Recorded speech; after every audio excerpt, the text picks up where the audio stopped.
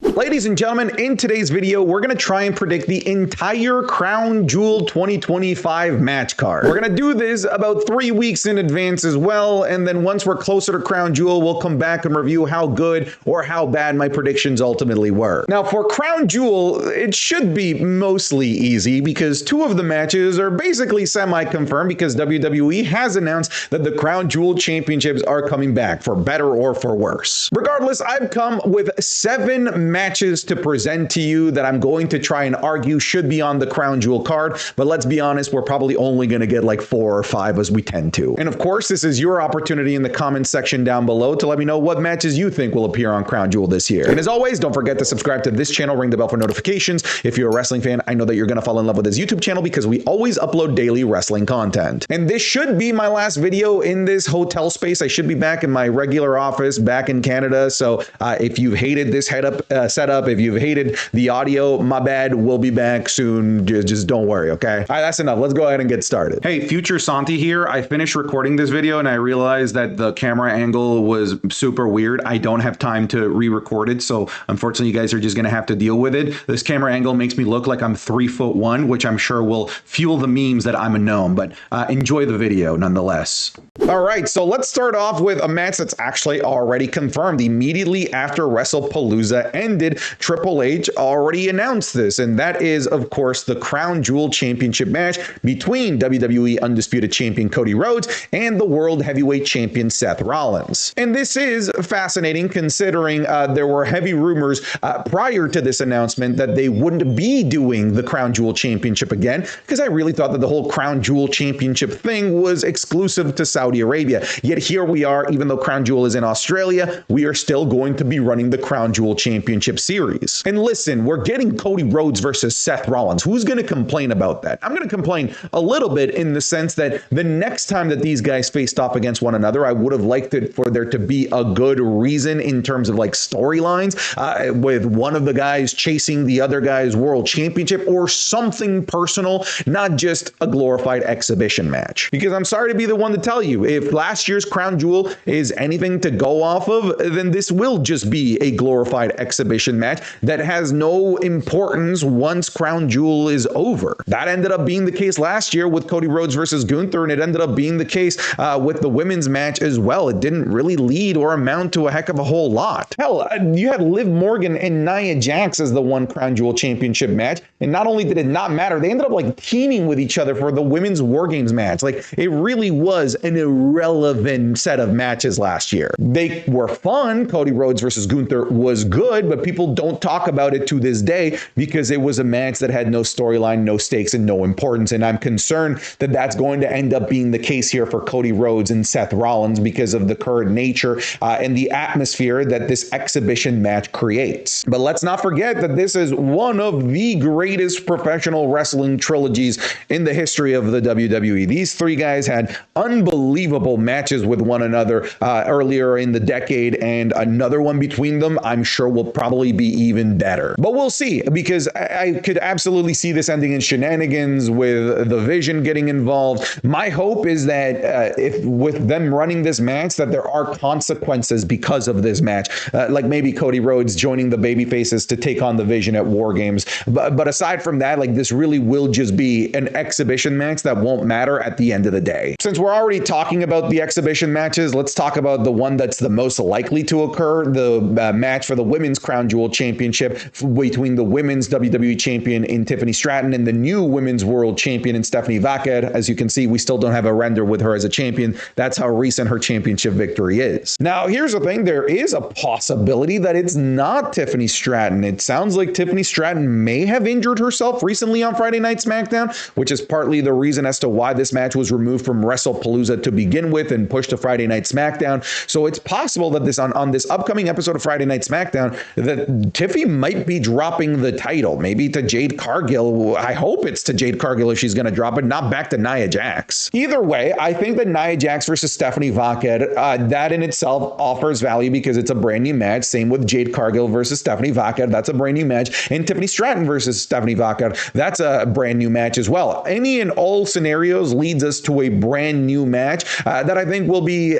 tantalizing at the very least for everybody. But there are some that are better than others, and I think the best available option is Tiffany Stratton, and I'm going to just cross my fingers and just hope and pray to the gods of Olympus that she's not injured so that we can get this dream match of Stephanie versus Tiffany Stratton. These two were not able to cross paths in NXT. They've yet to cross paths on the main roster. They were going to cross paths a little bit at NXT Homecoming, but that didn't end up happening because of the Tiffany Stratton injury. So I do sincerely hope that everything is okay so that we can run this kind of like clashing of the worlds in Tiffy versus Stephanie. So I'm going to make this prediction with my heart as opposed to in my brain, because my brain is telling me that Tiffy is going to lose the championship, but my heart is telling me that she's going to retain. So I'm going to say that this will be the Crown Jewel Championship match. Now let's talk about a match that has to feature somebody that needs to be on the show. I'm talking about Rhea Ripley. There's no way that they're going to run Crown Jewel in Australia without their most popular Australian WWE superstar of all time in Rhea Ripley. Absolutely, she's going to be on the show. And right now, the storyline that makes the most sense for Rhea Ripley is to team up with Io Sky, and you guessed it, to team up against the Kabuki Warriors. Hell, I honestly wouldn't be surprised if they end up making this a match where the winner goes on to face Charlotte and Alexa Bliss, maybe at War Games or maybe in a future PLE, whatever it might be. But in terms of a storyline, it doesn't require titles or title implications at the end of the day, because the story is ready-made there, with Asuka being jealous that Rhea is talking to Io Sky. With the recent result of Io Sky losing to Stephanie Vaquer, we have even more reason for Asuka to be mad at Io for not listening to them and taking their help.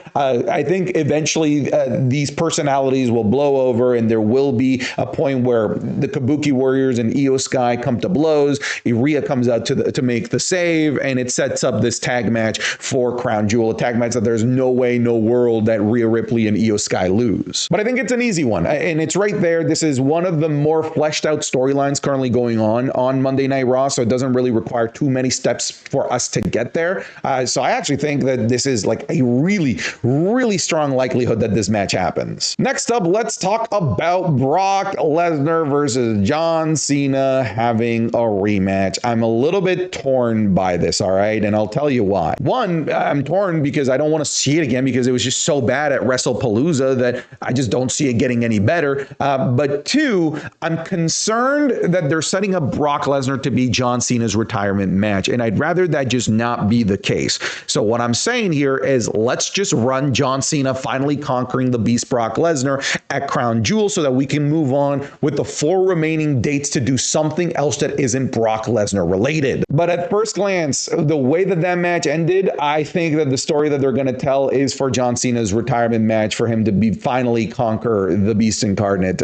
But again, I'd rather that just not be the case. I think Crown Jewel does make a tremendous amount of sense in terms of logistics, considering John Cena doesn't have any dates between WrestlePalooza and Crown Jewel, so he's not going to be appearing on any episode of Raw, any episode of SmackDown, and yet he's scheduled to be a Crown Jewel. So if he's scheduled to be a Crown Jewel, logic dictates that it's going to be for a match, and it should be for a match that requires no build. And this right here is one of those matches that requires no build. You can just run this Raw, basically. Now, another option that unfortunately I believe is rather realistic is for WWE to waste one of John Cena's appearances not on a match, but instead in a talk show on the Grayson Waller effect, considering, well, last time they were in Australia in Elimination Chamber, they did a Grayson Waller effect with Cody Rhodes and Seth Rollins. So clearly they like having Grayson Waller out there. He's Australian. They're going to love him. It's a good excuse to get an Aussie out there, and it's a good excuse to get John Cena fulfilling his promised appearance without actually having a match. Again, I hate that. I want to clarify. I don't want to see that. I'd rather them just do Brock Lesnar versus John Cena, but I'm just telling you about the Grayson Waller effect possibility because I think it's very much on the table. I actually do want to ask you this question. What would you prefer at Crown Jewel? For them to just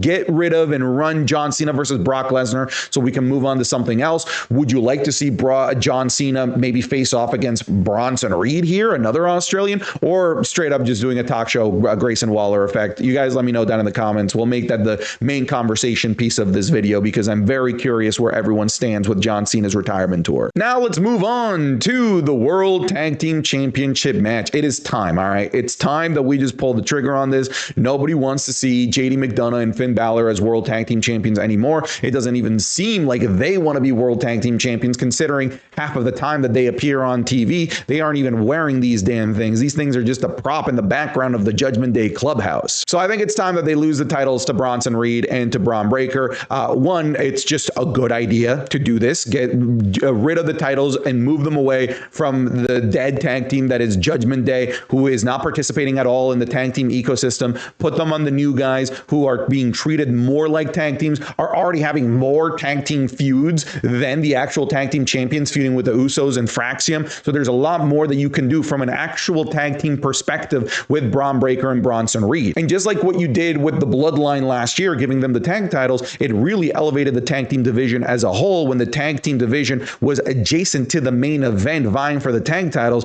And I think that can be the same thing with the tag team division, with the tag titles being adjacent to the main event with Bronson Reed and Bron Breakker. It also sets us up for an eventual rematch with the Usos for the tag titles, in a rematch that, if it does happen, should be for something more than just glory and bragging rights. This also gets Bronson Reed on the card as well, who's from that neck of the woods and who missed the last Australian show, if you remember, because he was having a kid. So I think this checks off a lot of boxes as to why it makes sense. Let's just do this. Let's end the pain of and agony that has been the Judgment Day's World Tag Team Championship reigns. I can't believe somehow this championship reign has been worse than their last one. This one might be a bit of a stretch, but I wouldn't mind seeing it. I'm looking at Jey Uso going up against LA Knight. Clearly, there is still more beef here. Clearly, there is something to continue to explore. We'll see here with Jey Uso after busting his face open with a chair shot that he delivered to himself. It looked like he might have been concussed. Fingers crossed that he's not. But hopefully, Crown Jewel is far enough away that you can still do something here with Jey Uso. Now, the question is, do we have a heel turn between now and Crown Jewel between either of these two? I'm going to say no. I think the purpose of this match is for them to just sort of get their hatred and animosity out of the way so that they can eventually come together, become friends, and go face off against the Vision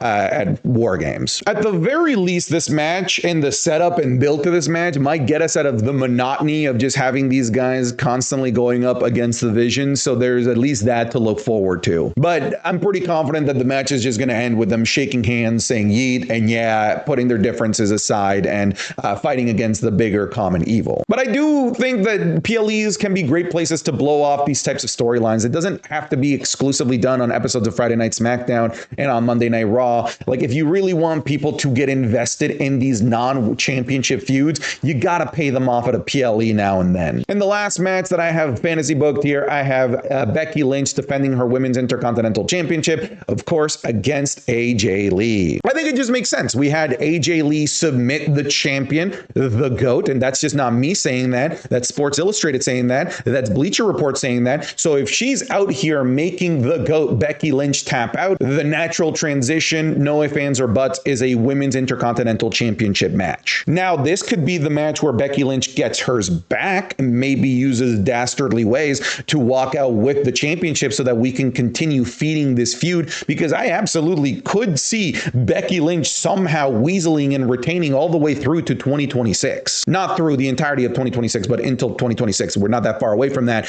Could be losing it at the Royal Rumble, could be losing it at WrestleMania as well. But I think in some way, shape, or form, you need to pay off what happened at WrestlePalooza as quickly as you can. And AJ Lee immediately going after the Intercontinental Championship, I think, is a good call here. All right, folks, we'll leave it there. I'm going to go watch the Chargers. I'm going to go bolt the fuck up. I hope the Donkeys lose. I'm going to go drink a bunch of beers, but I'm going to be back in my office for next video. You guys take care. Goodbye. Get out of here.